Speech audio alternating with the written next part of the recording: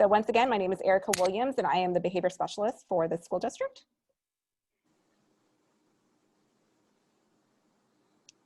Let my partner.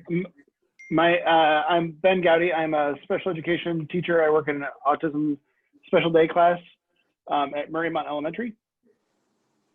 Hi, I'm Dee Johnston. I am retired. I'm a former assistant director and also have been a therapeutic crisis intervention trainer for the district for a long time. Awesome.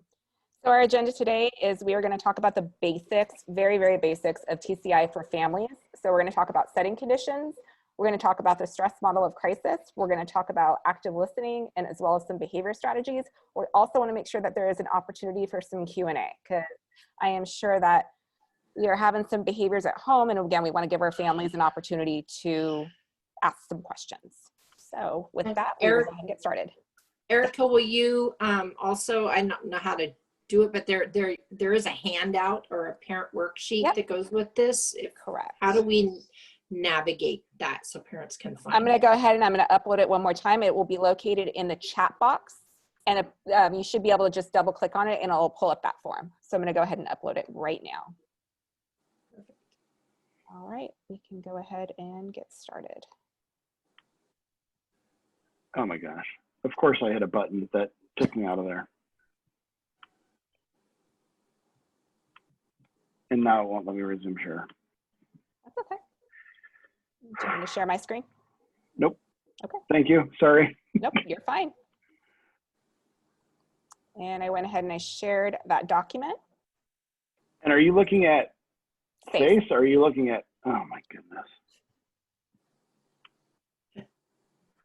Okay, well, I had it going nicely. Okay.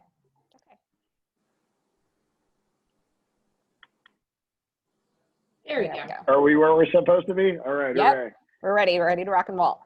Mm-hmm. All righty. So what are some of the behaviors maybe that you are seeing at home or have maybe increased since doing school at home? If you want to, you can go ahead and type your response in the chat. And again, if there's anything that's at the end of this presentation, we'll make sure to get to some Q&A, but I'm definitely seeing an increase with my own child right now at home. Distance learning at kinder is very challenging. So yeah, if you feel comfortable, go ahead and type any responses in the chat.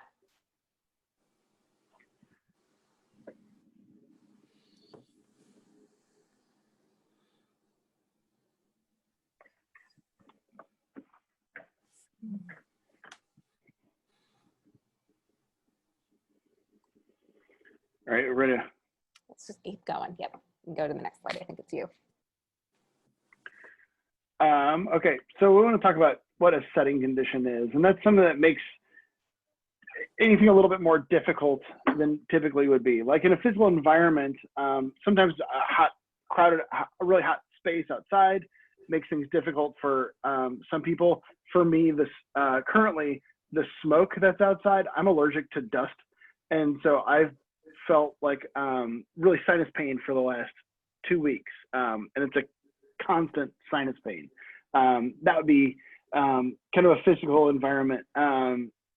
Routines, and I think all of our routines are really thrown off right now. I know I am a teacher. My wife is a teacher. We have a 5th grader that has autism, and our routines, we started with a plan, and then our plan wasn't really working. So we really focused on fixing the morning routines. That was our focus last week, of getting up a little earlier, everybody getting up a little bit earlier, everybody getting a little bit more breakfast, maybe getting a little bit more physical exercise so that we could really start our day strong. And that led to a much better day through school for all 3 of us. However, we noticed that the end of the day, when it came time for homework, a big time struggle was happening. So this week, we made some alterations during the asynchronous time that we've all talked about, and the Google Classroom time that everybody's supposed to be working online, and making sure that all of our homework is done at 3 o'clock, and that it's made our afternoons much better. So we've established routines, and we've been practicing our routines, And when one part of our routine starts to waver a little bit, we're going to really fix and focus on our routines, and that's going to help our behavior so much from us as parents and our children. If we can get a routine set that's really, really important, I feel. And I don't know if anybody wants to, if Erica or Dee, if you want to chime in on that. Oh, 100%. I think, and also routines can be flexible. I mean, it's absolutely super important to have a routine, and whether that's just like we get up in the morning, we have breakfast, we're going to do our first thing of work, and, you know, we have to sign on to that Zoom, but also being kind to yourself and allowing that flexibility, because if you are working full-time from home, like a majority of us are, and also distance learning kids, it's hard. It is definitely hard, but basic routines, and your kids, you know, they know to get up and go to school. And so just establishing that routine at home, you know, do they have a space that they're able to work? Is it their space? So as Ben was saying, 100% being flexible with those routines, but still, do you have a morning, an afternoon, and an evening routine, if that makes sense? Yeah, and as a teacher, I've been really focusing on routines in my classroom and talking with parents about how important it is to set routines, and we'll build on our academics as we can. And we, you know, unless we can get routines and behavior, it's really tough to move forward with academics. The next thing we talk about is activities. Unstructured or too difficult, and as a parent, watching my own child, and he's kind of struggled a little bit with staying focused and looking at a computer screen that's, you know, that typically screens are used for fun and for enjoyment, where now screens are being used for, excuse me, he's stepping into the room. Sorry, cameo appearance. So, can we just go to 4:30 for Ryan's house? Yes. It's all about being flexible, right? There it is. Yes, that's the way that it works. We're teaching when working from home. 100%. So activity. So, you know, we're looking at a screen that's usually used for fun and for enjoyment, and now we're having to make it where our teachers are teaching us, and sometimes difficult subjects. Like in our house, math is a difficult subject, and a teacher that's able to usually walk around the classroom and tell when their students are struggling. They can't tell when their students are struggling on a screen when their pictures are the size of an inch. You know, so we've noticed a lot of struggles with just being able looking at a screen for too long, and getting tired. And I've noticed. So moving on to relationship based. Erica, you want to touch on that for a second?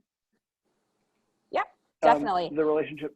Yeah, no, 100%. So in school, you know, when we first meet a student, I mean, for me as a behaviorist, it's really important to establish a rapport, because a lot of our kids are like, who are you? Why are you, you know, telling me what to do or whatnot? So relationship is really key. As parents, you guys know your kids the best. Maybe you're even learning new things right now during distance learning. I know, noticed definitely some new habits with my kindergartner. But a relationship is really important. And now you're serving the role as a teacher.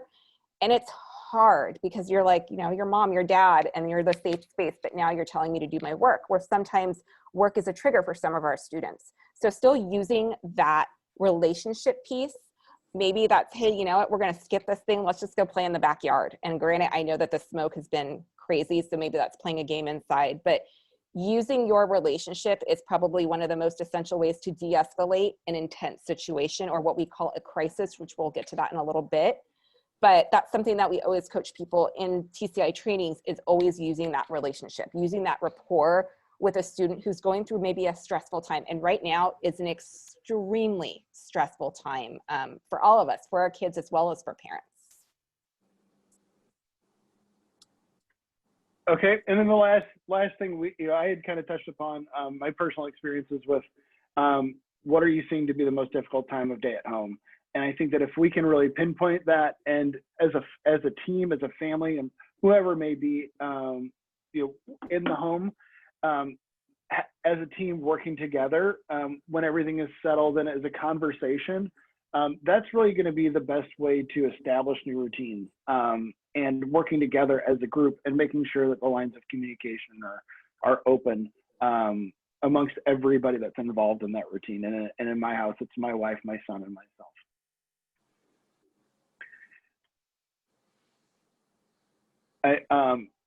Is this me? So crisis, when it's kind of a harsh word, but that occurs when a person, so any of us, it's our inability to cope with, and that results in a change in behavior. We want to maintain our emotional competency, using de-regulation skills. And for myself, it's taking a step back and taking a really deep breath and blowing it out really hard and trying to keep myself under, maintaining my regulation skills. That's something that I have as a neurotypical adult, but not everybody has that, and not everybody has that even as a neurotypical adult. Sometimes we get really frustrated, when we haven't left our home in 6 months, and we aren't able to do a lot of the things that we look forward to for enjoyment. I know that maybe this discusses the last slide, but as I had mentioned, my son has autism, and we focus a lot of our using reinforcements, and a reinforcement that we often have is going to a movie or going bowling, going to bounce at Mojo Dojo or at Sky High, and all those things are off limits right now. And so it's important for us to all maintain our emotional competency when we can't have those things that we really, really want to do. And it's really important to find the things that might be, that we can use as that reinforcement. And we're still looking. So if anybody has a really good one that we can do inside of the home or at a safe social distance, let me know. Right. So we thought this would be kind of cool to launch a poll, because let's be honest, most of us in here are parents. And so we thought that this might be an opportunity. During distance learning, have you lost your coping skills? And then we went ahead and I hope everybody can see the poll. How many of you have lost your coping skills? Or some of you maybe haven't. So go ahead and answer the poll. So as a co-host, I'm not able to answer this question, but I'll just tell everybody that I would be a big fat yep. And I'm going to raise my hand too. I'm also a big fat yep. Okay. Yep. So 4 more responses. And if not, that's fine. I'm going to go ahead and close the poll.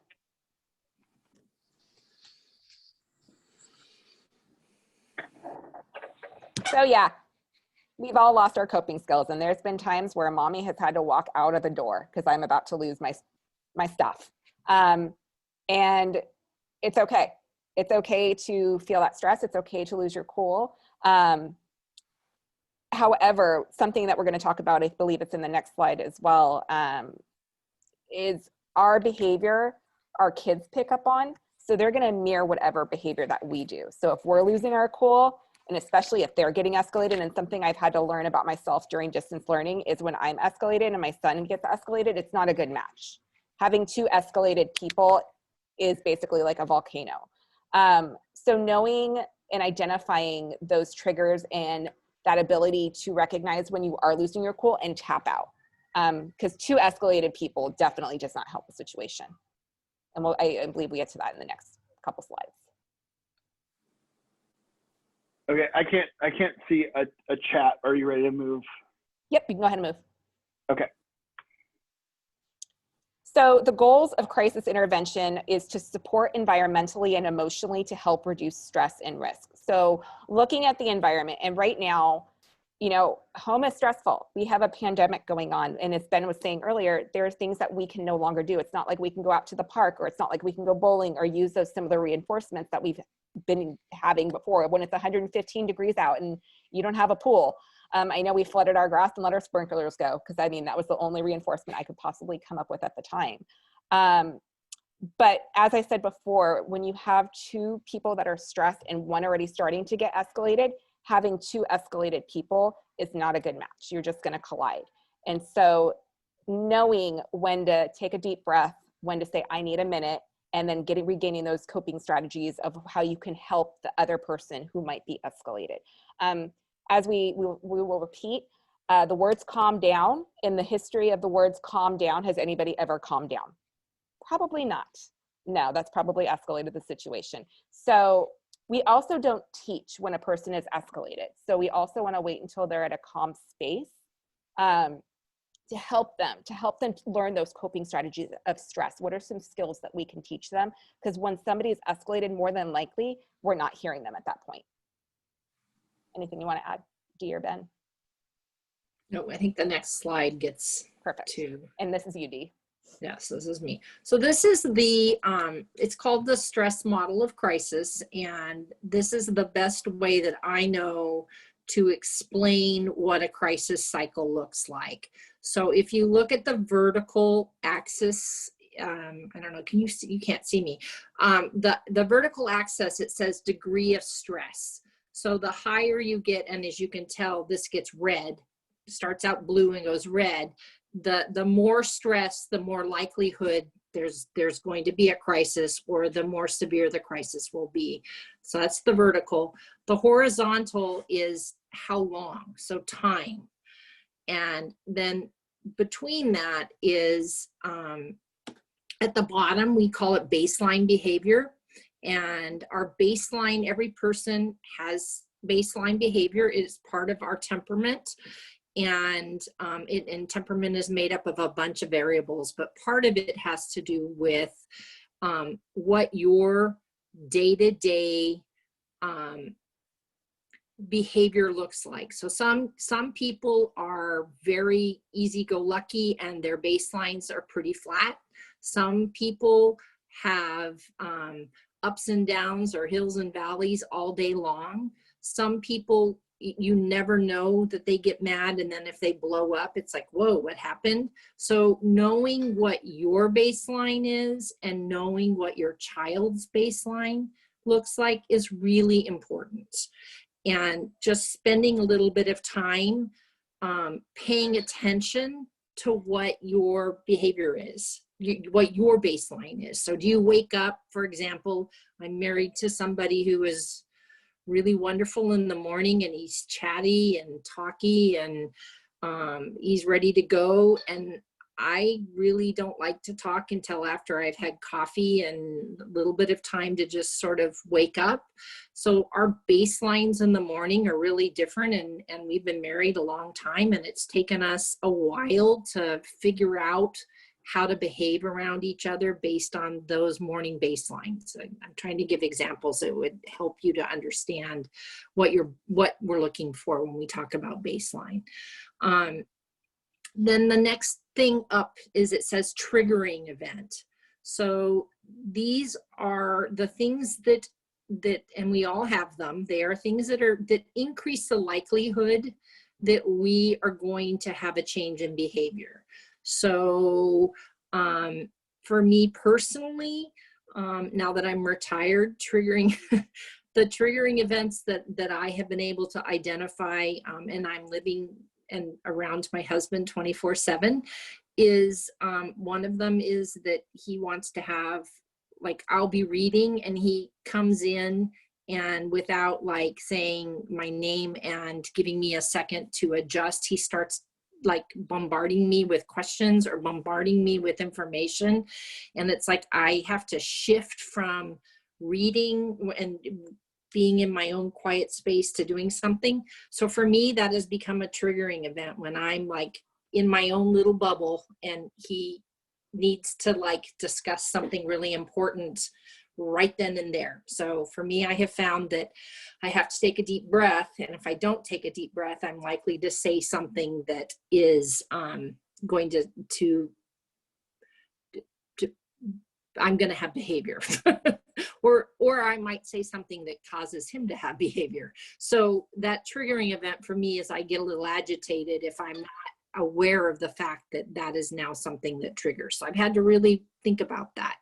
And then going up, escalation is, you will often see if we haven't figured out what the triggering event is, and we didn't catch it, and aren't able to do the right things to get back to baseline, we will see an escalation in behavior. So in children that I've worked with, it might be that they have asked for something or they're asking to get out of something and somebody didn't hear what they said or weren't aware, or they want something and they can't have it right then.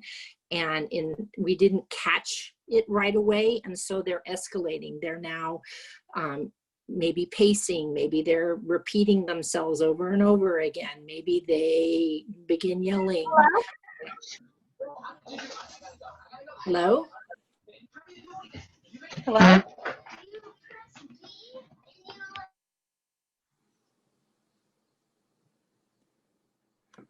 Yeah, I think you're good. I think everybody's Okay. muted minus us. Yep. So then that's the escalation phase, and we can catch it at that point. And if we know what to do, we can still help the child come back down to recovery or back to baseline. And then there is a point though at which we've waited too long and we are seeing red, and we're going to have what is called the outburst crisis, and that looks different in different people, but that basically we have to at this point ride the wave until the child or adult comes back down to recovery. And so that's where we give time and space, and we don't do a lot of talking. So I don't know if anybody has a question that I could answer about the stress model. Let's hold off in questions until the Okay. end. Yeah, that way we can get through the Okay. training, and I want to make sure we have a good opportunity for Q&A. Okay. But just think of right now triggers, and I believe we're going to go to the next slide, but right now a trigger is the pandemic.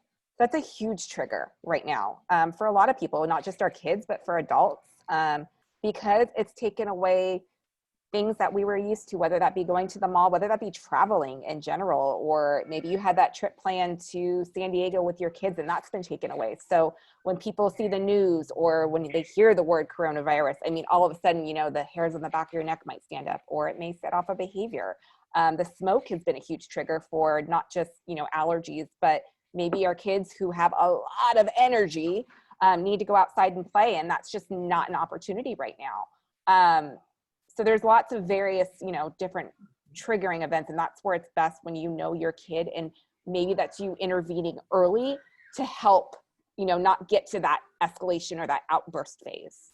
And I would say another triggering event for a lot of children with autism in particular right now is wearing masks.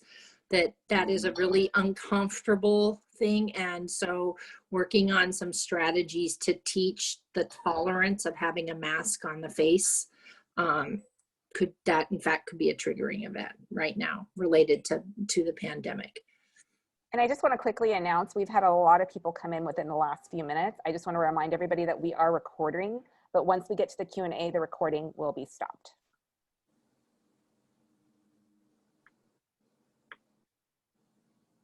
So what goes very nicely with the crisis cycle is the power struggle. And I would imagine all of you have experienced the power struggle either with your child or maybe an adult that you know or whatever, but I just sort of want to walk through it with you. So there's a stressful situation or incident that creates feelings for the young person or the person who is in that stressful situation, which then causes some behavior. And then the adult responds, or the other person responds to the behavior. And then that creates another, potentially a stressful situation. It becomes a wheel where we find ourselves saying and doing the same thing, and we're not creating positive change with the child's behavior. So if you look at the wheel and there's a stressful situation or incident, maybe it's that you couldn't get on Zoom that morning, or that you got kicked off Zoom. I'm just going to use that as an example. And that creates frustration for probably both the adult and the young person. And then the behavior of the young person could be a variety of things. Maybe it's screaming, or maybe it's stomping their feet, or maybe it's tipping over the computer, or maybe it's any number of things. Then the way the adult responds, that is the off-road to finding yourself in a crisis cycle or in a power struggle. So if we respond there are certain things that we can do to respond that make it less likely that the power struggle will continue. And some of those things would be offering the student a choice. Like, you know, I know that I know that we just got kicked off. Why don't you go read for a minute and I'll try to get us back on? Or would you like to wait until the next time to get on the computer? So you're giving a choice. Other things might be that we redirect to a different activity. We reduce the workload. So maybe part of it is that it's a super stressful task that's being asked. So maybe we reduce what's being asked of the student at that point in time. So there are some responses that adults can make that can help us step out of a power struggle. And then there are some responses that we can make that increase the likelihood that we will stay in the wheel. And that might be where we insist on a certain response from a child, or we lose our cool and we yell at the child, or we invade their space at that time. Those kinds of things might be more likely to increase the power struggle continuing. I don't know, Ben, if you've had any recent power struggles, but can you think of an example that's... Like, I mean, I know I could speak as far as for being married, and when you've been around your significant other since March, you start picking up on all their habits, and you want to socially distance yourself from them, but you can't because the world is closed down. But if you've noticed something, if you've been married for quite some time and maybe you have a disagreement, all of a sudden you need to prove that you're right.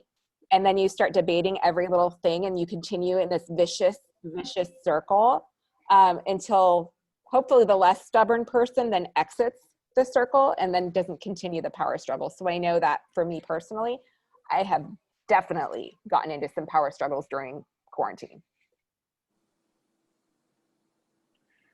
Yeah, and I mean, I think that the important thing to remember is that we want to de-escalate rather than escalate any sort of frustration.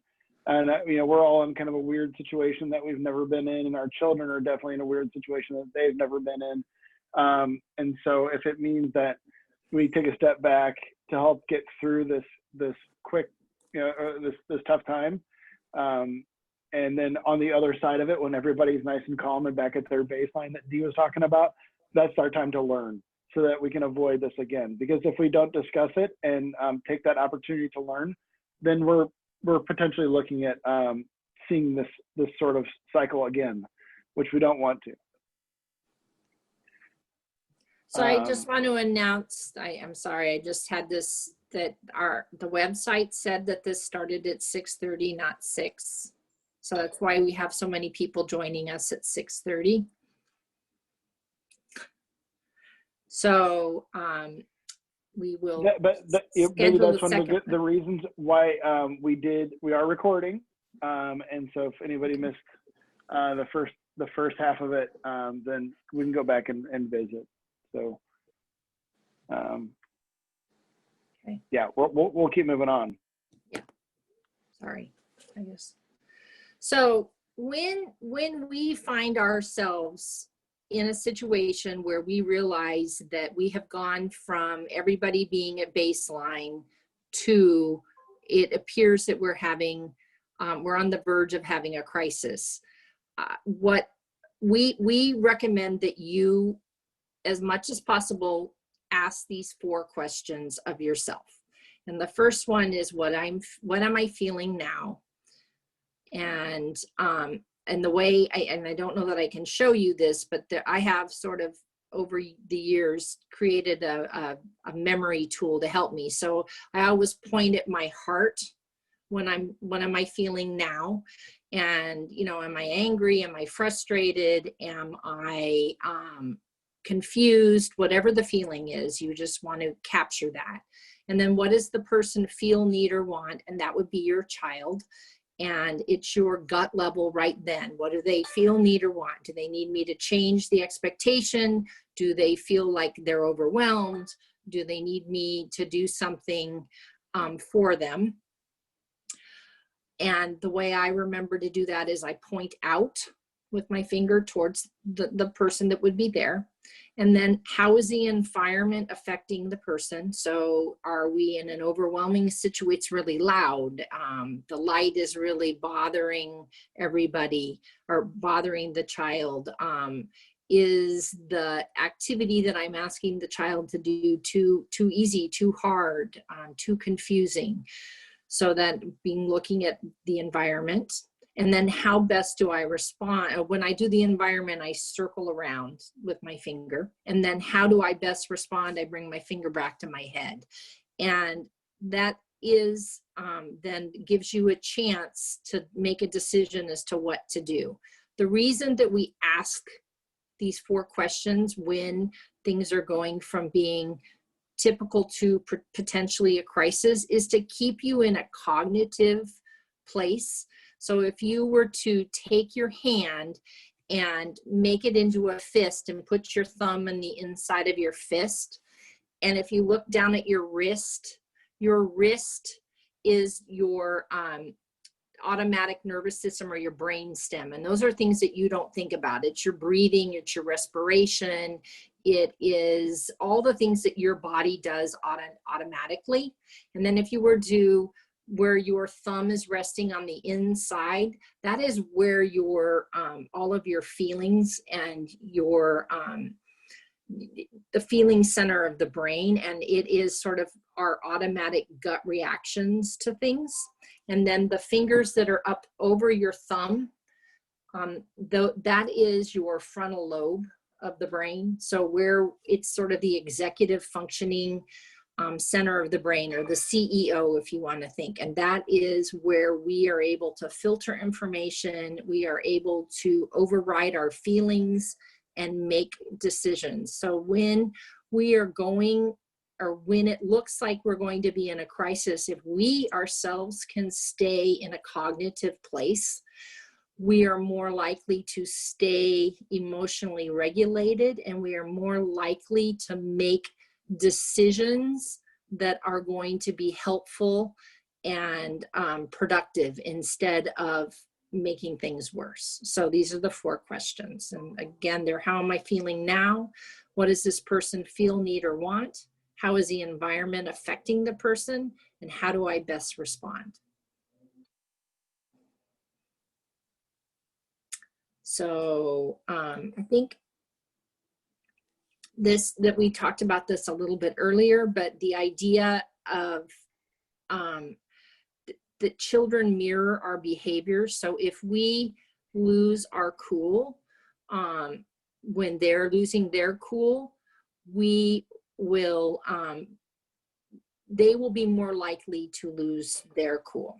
So if we can stay calm, there's a greater chance that your child will stay calm as well. So the other thing that it says, exercise self-control over our own feelings. So what are the using the 4 questions? I would say that having a strategy for you when you notice that you're being triggered, whether it's taking a deep breath, whether it's stepping away for a second, or I personally have found that I have a mantra that I use, and I do some self-talk that basically this is going to be okay. I'm fine. My child is fine. So that I shift my frame of reference from getting panicky or nervous or things are going to go bad to trying to make sure that what I'm telling myself is I can handle this. We got this. This isn't going to last forever. Those kinds of statements have been really helpful.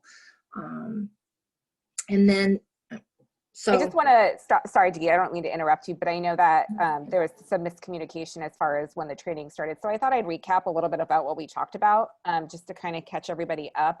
I know that there's going to be a lot of probably questions and answers.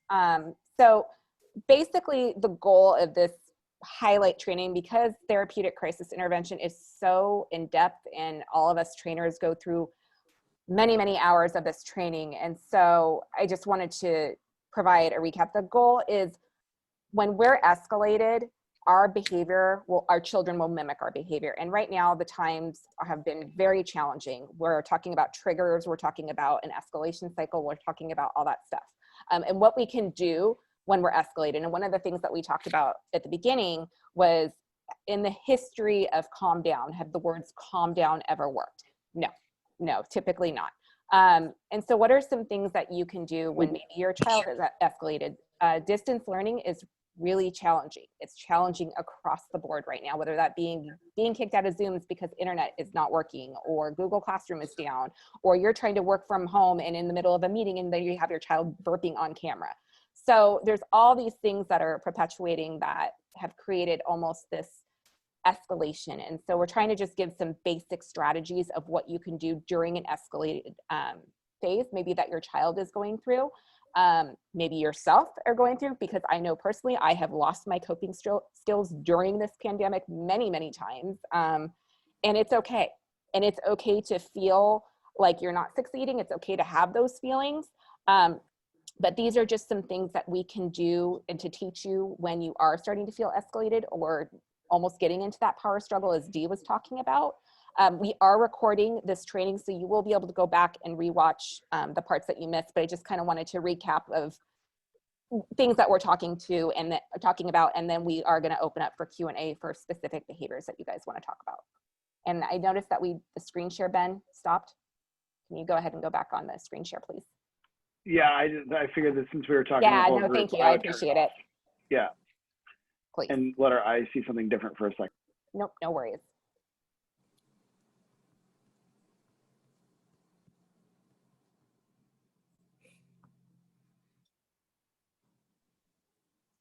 Okay, so how do I best respond? So during an escalation phase, something that I've really coached, I want to say back in March and even now, and an example I'll use is we've had some students that are pretty violent, especially at home. And when in doubt, the goal is to keep yourself safe. And so giving things time and space. Are there things in your environment that you can potentially put away? I know Ben and I have done trainings together for years now, the past couple years, and anything can be used as a weapon. I mean, it can be a pencil, it can be a car, it can be basically anything. So are there things, is there a neutral space in your house that maybe some of these items are kept? Is there a place that you can go, maybe to keep yourself safe? I've had to coach a couple parents as far as step outside, if that's what you need to do, or if you need to just go into the bathroom to give yourself a minute so we can help regroup and get those coping strategies. Providing emotional support. That is the goal of de-escalation. Help me help you. What can I do to help you right now? And that's where we were really talking about that relationship piece, using the relationship. You guys more than anybody know your children. So using that relationship is going to be key in de-escalating a situation. And I know right now you've put on a teacher hat as well. Maybe you're even in a principal hat, doing some disciplining, to get some of that work done. Use that relationship piece to help, again, de-escalate a situation. Exercising your own self-control. So those questions that Dee went over, asking yourself those 4 questions and taking that deep breath. So Ben talked about in the beginning, he takes a big deep breath and regroups. Because again, if we're escalated, our kids, whoever, will pick up on that. So our behavior, our kids will mirror those behaviors. And so take a minute, get those coping strategies. We want to be able to help them because they're getting escalated, and hopefully we can intervene before it gets to that outburst phase. And as I said before, again, the child will mirror. If you're losing it, they're going to lose it.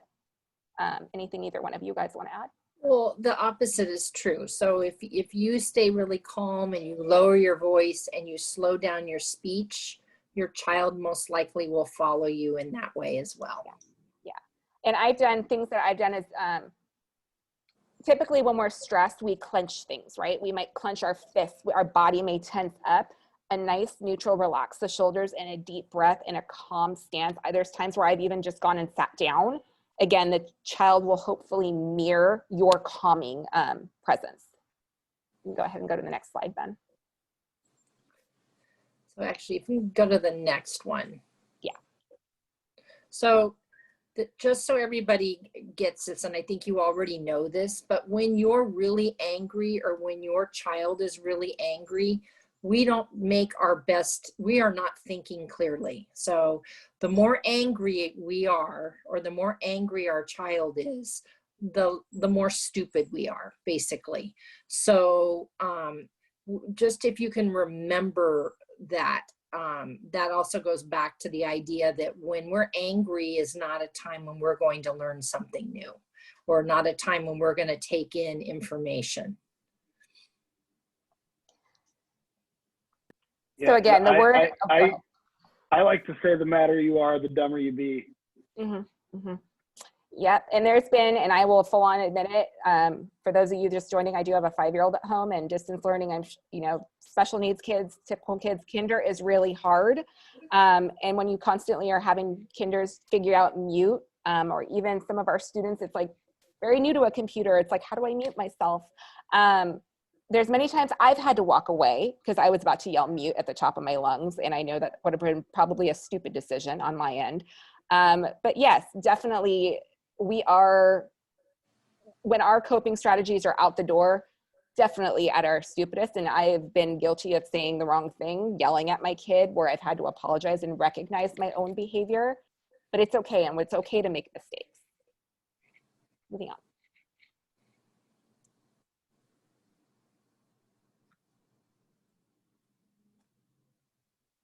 So behaviors are on the surface, and everybody's behaviors may look different, whether that be aggression, whether that be hand flapping, whether that be eloping or running away, things like that. There's all these behaviors on the surface level, but then we like to always compare it to an iceberg. There's all these underlying feelings that a lot of our kids with special needs are not able to communicate.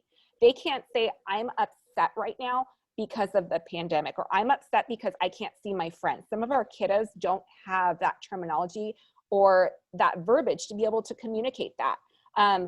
We work with a lot of kids that have trauma, and some of our kids who have been adopted, and we don't know their history. And so there's all these underlying features that feed into a behavior, and there's always a reason why a behavior is occurring. So there's always a trigger, there's always an antecedent, what we call is something that happens before a behavior. So for example, the miscommunication as far as the meeting, right? That could have been somebody's trigger because they don't want to miss all this information, but we will get it taken care of. We're recording this training. I'll make sure that you guys get the information that you need. So hopefully we didn't get to that outburst phase. But again, there's all these things that happen underneath that we may not be able to see. So when we're calm, and even though that situation may be very scary in the moment, again, our behavior reflects how they're going to respond. So avoiding that power struggle, trying to figure out the root of the real reason why they're upset. My kid had a complete meltdown yesterday, and I had no idea. I just thought it was just him being a 5-year-old and lots of attitude. He finally told me when he was able to communicate, he's sad that he can't go to school. And so for a 5-year-old to finally be able to communicate that, because I think in general, we're all feeling like that. We're all feeling very sad right now. And it's okay to have those feelings. And him and I talked about it.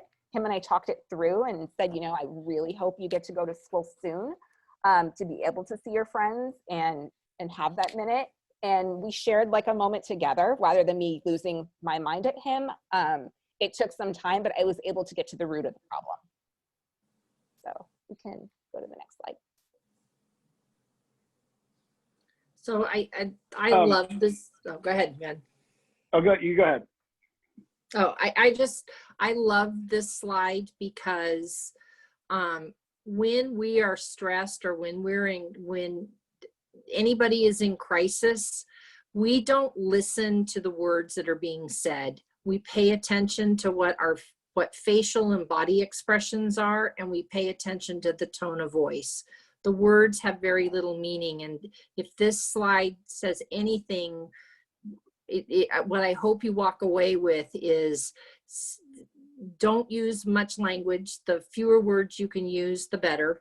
And the more neutral you can make your body and your face, the better it's going to be for you and the person who's in crisis.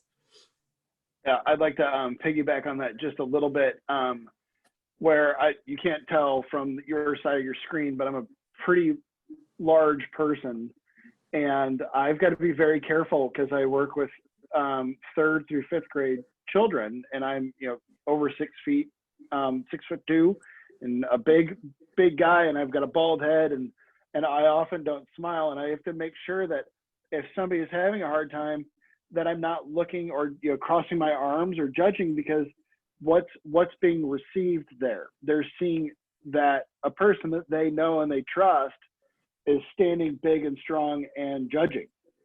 And so I want to make sure that, I'm not smiling because I'm not encouraging a behavior, but I'm sensitive to what's happening and that we might be going through a struggle. And I also have a pretty big voice. So I do my very best when in times of frustration, anger, or crisis, to minimize the amount of words that I use and to speak in a much calmer voice. And I try as hard as I can to keep my hands down so that I call it my bouncer look, when I stand big and tall with my arms crossed. And Sorry no, and that's a great point too. And I think too, sometimes when it's hard to see when our kids are upset, right? It's hard to see when they're escalated. And sometimes we feel that talking at them and using a lot of language will fix it because, right, we want to fix it. We want to be able to help them. But actually, the less words you use, the better. It's showing that, neutral face. It's showing the tone. It's something that I've had to work on with my own child as far as the tone when I'm getting frustrated, Mommy, are you mad at me? And it's like, oh, shoot, no, I'm not mad at you, but recognizing my own tone. But less is more, especially when a child is escalated and almost in that outburst phase.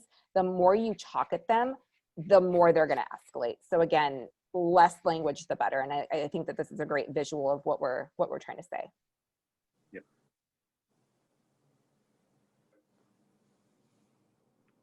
So these nonverbal techniques, this is just a great slide for any time. So whether you're just listening to somebody that may be venting, and I've vented to several people that are in our room right now, just for work purposes, but just listening and nodding and showing that you care about what that person is talking to you about, or that they're frustrated.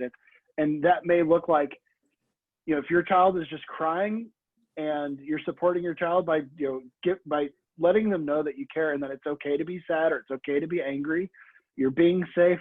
That's great. I'm here to support you. Eye contact when it's necessary. Maybe eye contact is not necessary or not appropriate. Depends on your kid. Because sometimes eye contact might actually be a stimulant and might make you a little bit more upset. So maybe sometimes if my own child is having a really hard time, I might just say, you take your space, I'll take my space, I'll sit on the other side of the room. Or I'm going to go to my room and you go to your room. And then when you're ready, we can talk about it.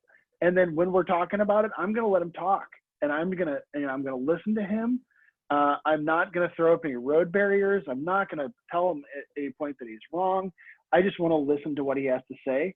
And that will help in that teaching moment. Because remember that we want to support, and we want to teach. Right now we're in the supporting mode, and we want to take everything that we learn in the supporting mode to teach later. You guys got anything on that? Okay. No. Whoops. Well, we discussed this a little bit. When we talk about help me, help you, you want to see what happened from this child's perspective. If a kid is having a hard time because he's not understanding the directions from his teacher, maybe the teacher wants him to color something one way and the kid doesn't want to color it that way. He wants to do things his way, and the teacher wants things a different way. Well, maybe, and there's a communication gap, and because it's a screen and the teacher isn't able to support, maybe we can see from our child's perspective, why are we having a meltdown? Well, it's because the kid didn't want to color it a certain way because he sees things in a certain linear pattern. And we want to help the child understand that you got mad because you were getting yelled at because you were in trouble because you weren't doing things the way that you were expected to. And really, did we need to expect that? We probably could have just said, it's okay, we'll just do it that way. And next time we'll set our expectations a little bit different. But we want to make sure that we connect the feelings, the upset, the angry, the sad, to the behavior that happened. So whether it's you had a good cry, or maybe it's you knocked over a chair or threw some paper or said some bad words, you want to connect those feelings to that behavior so that you're able to use this as a teachable moment down the line. And then also, you don't want to use a sort of threats of consequences, but you want to make sure, like, hey, you know better, and than the words that you're using, or the tone that you're using, or throwing things on the ground. I personally don't think that we need to use this as a time of threat, because I think that might escalate a child. Threatening a consequence when somebody's is frustrated or angry actually makes that conflict cycle much worse. But we want to encourage, like, hey, we can make some good choices right now. That's what I use a lot in my classroom, and I try to use a lot at home, but sometimes home and work are a little bit different. But I always, encourage, like, we've got different choices, and this is, choice A, choice B, and that's what we're looking for. Go back, Okay. because I think you went over the behavior strategies. So can you go back 2 slides? One more. There you go. I'm sorry. I'm sorry it's about okay. It's okay.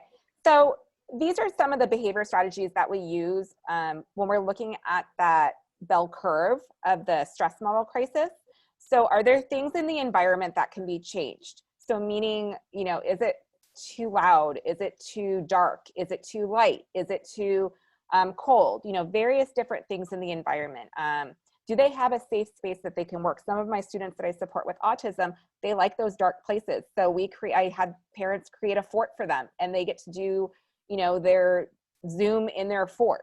And so that's been helpful as far as, having their own kind of quiet space, because some families only have like maybe a 1-bedroom apartment and space could be limited. But figuring out just a neutral space in the household where that student can have as their own, where maybe they're working from home, doing distance learning from home right now.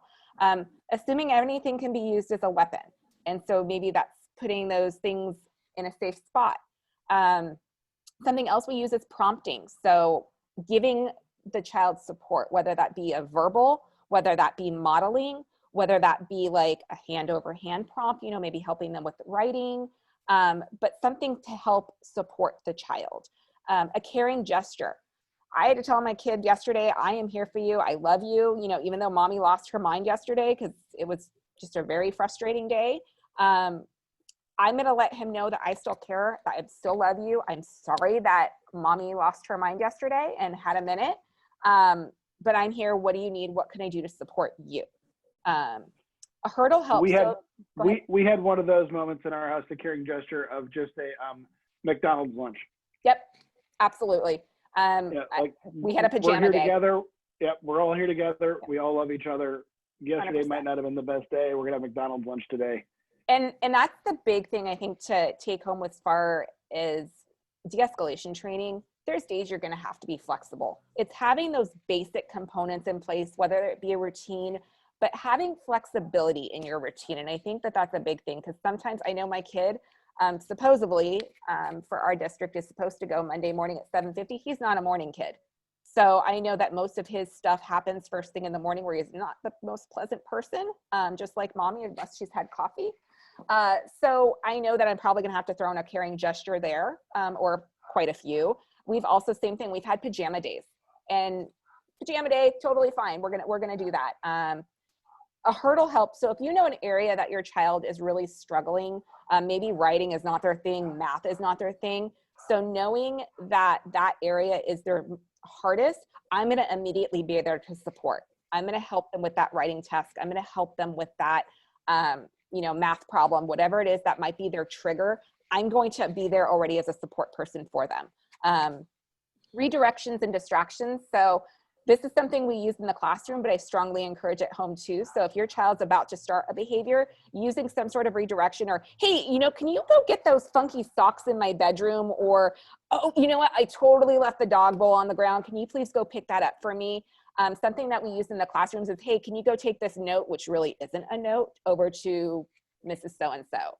And that's just some sort of distraction or break in the behavior. Maybe we can break that chain. So this is something that we found is pretty useful to hopefully break that behavior chain. Proximity, positioning yourself. So an example in the classroom that we use, if there's two students talking in the back, I may position myself closer to them to maybe get them to stop talking. I don't really have to say anything, just my body presence enough is like, hey, maybe I can, you know, that's enough for them to stop talking. At home, my child knows the look. If I give the look and he's not doing something he's supposed to be doing, he knows I better get back on task, or I just position myself a little bit closer to him. He knows that, okay, I better do what I'm supposed to be doing. There was a question again about hurdle help. Just to clarify, that's something you're already positioning yourself there as a way to help. So if your child struggles with math or with writing or PE, for example, my kid hates PE right now with a passion because they're basically watching a video of a video. And so I am there already as an extra support to help them get through that task, if that makes sense. Or even to just start, like, let me help you do the first math problem. Or the first, And here's the then- first word I can highlight for you, and then you trace it. And then you back away as they begin to work. Yep. Does that help? Directive statements, it's just a clear, simple statement. Stand up, sit down, hands down. Very, very simple directive, exactly what you want them to do. Not, hey, I need you to sit down and go get this. Not too much language, just a very short, simple, sweet statement of exactly what you want the child to do. Time away, that is for all parties. I definitely 100% hide in the bathroom. I take a mommy time away. And that's to regain my coping strategies, because I know when mommy's upset, not a good mix with my kid. And especially I have a 2 and a 5-year-old, so terrible 2s and a 5-year-old is definitely a struggle. So mommy definitely 100% takes her time away and will hide in the bathroom. Same thing with a kid, where we need space from each other. I'm gonna send him to his room. Hey, I need you to go to your room for 2 minutes. I need 2 minutes of space. I need you to go away. Somehow basically removing yourself or that person from that situation to hopefully de-escalate the situation. So these are some behavior strategies that we use for specifically for de-escalation. Small choices are also a technique as well. You know, do you want to take a 5-minute break or a 10-minute break? Do you want to sit on the beanbag or do you want to sit at the kitchen table today? Again, just very small choices throughout their day also can help de-escalate a situation. Ben and Dee, anything you want to add to that? Good. Okay. No, you did great. Cool. And we already went through this. So we are going to open it up. I am going to stop the recording, but I just wanted to go over these 2 resources down here. The bottom one where it says autism, mpd.cc, it's captains.gov. And I would really encourage parents to check out that website. There's a lot of really good free resources on there. And it talks about evidence-based practices. You can also sign up for what's called Affirm modules. They're free, which is fantastic. And it teaches you how to use some positive behavior support strategies. The best thing of all is it's got a parent guide. So they also have in-home resources on, you know, some of you guys may use ABA services or outside agencies, but it's just a nice visual resource and it's really user-friendly, and it definitely, the language is very, very simple, which is nice as well. So I highly encourage either one of these resources have been really helpful for parents. So I'm going to go ahead and stop recording and we can absolutely open it up to Q&A. Again, thank you so much for being patient with us, and we apologize for the miscommunication with time.